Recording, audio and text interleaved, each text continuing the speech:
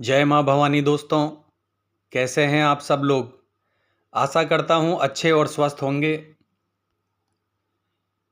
दोस्तों, आज की वीडियो में मैं आपको बताऊंगा कि वह कौन से संकेत हैं, वह कौन से लक्षण हैं जिससे हम जान सकते हैं कि हमारे घर की कुलदेवी हमसे खुश है और जागृत अवस्था में है।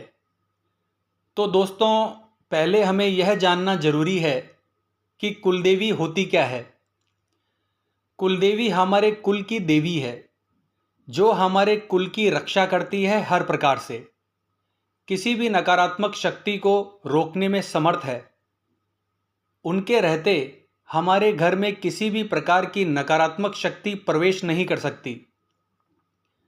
जिस तरीके से एक माँ अपने बच्चे का पालन पोषण करती है, उसी प्रकार से हमारे कुल की कुलदेवी पूरे परिवार का पालन पोषण करती है और पूरे परिवार का ध्यान रखती है। पर शर्त है दोस्तों कि आपकी कुलदेवी जागृत अवस्था में होनी चाहिए, आपसे नाराज नहीं होनी चाहिए, आपसे रुष्ट नहीं होनी चाहिए। कुलदेवी हमारी पुरानी जो पीढ़ियां बीत गई है तभी से हमारे घर में पूजती आ रही है और पूजती रहेगी, और आने वाली पीढ़ियों को भी इनको पूजना पड़ेगा। कुलदेवी के लिए किसी साधना की आवश्यकता नहीं है, क्योंकि वह स्वयं सिद्ध है, क्योंकि वह परंपरागत रूप से पीढ़ी दर पीढ़ी हमारे घर में पूजनीय रही है और पीढ़ी दर पीढ़ी उनकी पूजा होती रही है।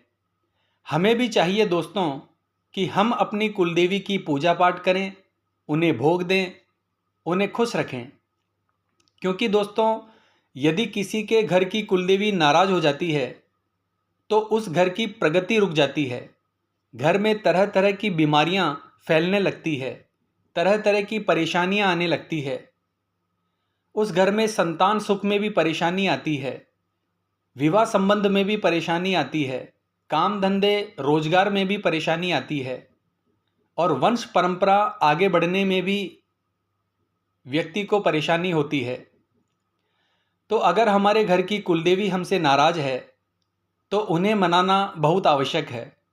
आप उनकी पूजा अर्चना कीजिए, उन्हें भोग प्रसाद लगाइए और उनसे जाने अनजाने में हुई गलती की क्षमा याचना कीजिए, तो वह बहुत ही जल्दी आपसे प्रसन्न हो जाएगी और आपकी सभी समस्याओं का समाधान भी करेगी। हमारी कुलदेवी जरा सी पूजा पाठ में ही खुश हो जाती है। आप जब भी अच्छा काम करते हैं, जैसे आपके घर में पुत्र का या पुत्री का जन्म हुआ तो कुलदेवी की पूजा कर लीजिए। शादी विवाह हुआ तो कुलदेवी की पूजा या भोग प्रसाद लगा दीजिए। जोड़े की धोक कुलदेवी के आपको जरूर लगानी चाहिए उनके मेन स्थान पर। मेरे कहने का मतलब है दोस्तों, आप जब भी कोई नया काम शुरू करने जाएं तो सबसे पहले अपनी कुलदेवी को जरूर याद करें। उनकी पूजा अर्चना किए बगैर आपको नया काम शुरू नहीं करना चाहिए।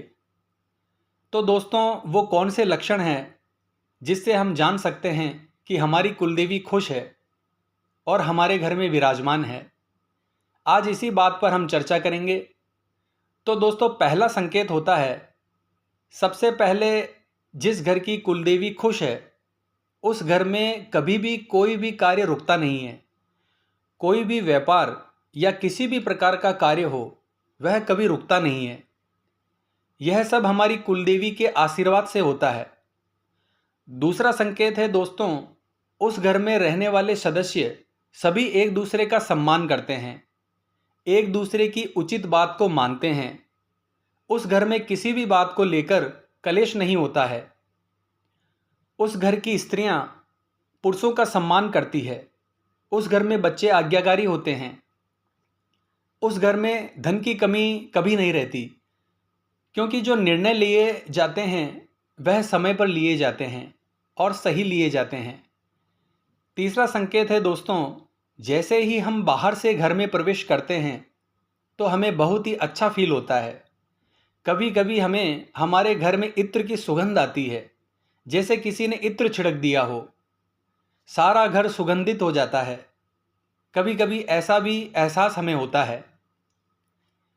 जिस घर में कुलदेवी कुलदेवता का आशीर्वाद होता है उस घर में संतान उत्पत्ति को लेकर किसी भी प्रकार की कोई भी समस्या नहीं होती है, क्योंकि उस घर में कुलदेवी उस परिवार उस कुल को आगे बढ़ाने में मदद करती है और संतान भी ऐसी पैदा होती है जो आज्ञाकारी होती है।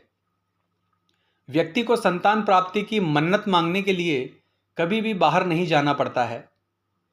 पांचवा लक्षण है दोस्तों, जिस घर के कुल देवी या कुल देवता खुश होते हैं उस घर में बाहर से कोई भी नेगेटिव एनर्जी प्रवेश नहीं कर सकती, क्योंकि कुलदेवी और कुलदेवता का निवास स्थान हमारे मेन गेट की चौखट पर होता है।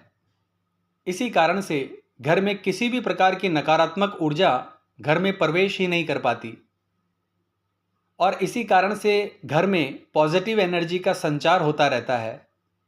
यह सारी चीज़ें होती हैं दोस्तों हमारी कुलदेवी की प्रसन्नता की वजह से। तो इस प्रकार के संकेत जब हमारी कुलदेवी का वास हमारे घर में होता है तो हमें प्राप्त होते हैं। तो आशा करता हूँ दोस्तों आज की यह वीडियो आपको पसंद आई होगी। तो मिलते हैं अगली वीडियो के माध्यम से। जय मां अम्बे, जय श्री कल्याण।